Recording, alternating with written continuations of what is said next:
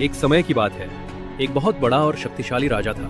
उसका राज्य समृद्ध था, सेना मजबूत थी और लोग उससे डरते भी थे और सम्मान भी करते थे। लेकिन एक समस्या थी। राजा के दरबार में जो भी आता वो राजा की हर बात पर सिर्फ एक ही जवाब देता, हाँ महाराज, बिल्कुल सही महाराज। अगर राजा गलत भी होता तब भी कोई सच बोलने की हिम्मत नहीं करता। धीरे धीरे राजा को लगने लगा, मैं कभी गलत हो ही नहीं सकता, मैं जो सोचता हूँ वही सही है। उसके भीतर घमंड पनपने लगा, लेकिन उसे यह दिखाई नहीं देता था। एक दिन राज्य में एक साधु आया। साधु शांत था, साधारण कपड़ों में, लेकिन उसकी आंखों में गहरी समझ थी। राजा ने साधु से पूछा, बताओ साधु, क्या तुम्हें मेरे राज्य में कोई कमी दिखती है? दरबार में सन्नाटा छा गया। सब डर गए कि अब साधु की खैर नहीं। साधु मुस्कुराया और बोला, महाराज, मैं आपको एक तोहफा देना चाहता हूँ। साधु ने राजा को एक दर्पण दिया।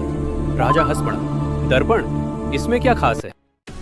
इसमें आप सिर्फ अपना चेहरा नहीं, अपना सच देखेंगे। राजा ने दर्पण में देखा।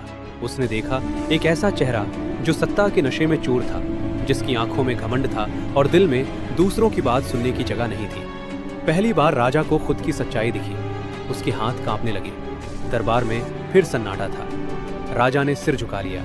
उसने कहा, आज मुझे समझ आया, मेरी सबसे बड़ी हार ये थी कि मैं खुद को कभी गलत मानने को तैयार ही नहीं था। उस दिन के बाद राजा ने नियम बदल दिया।